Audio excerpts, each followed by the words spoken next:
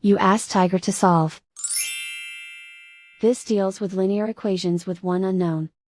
The final result is n equals 9. Let's solve it step by step. Swap sides. Group all constants on the right side of the equation.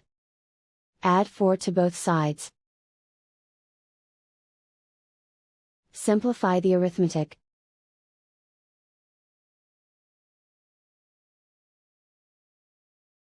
Isolate the n.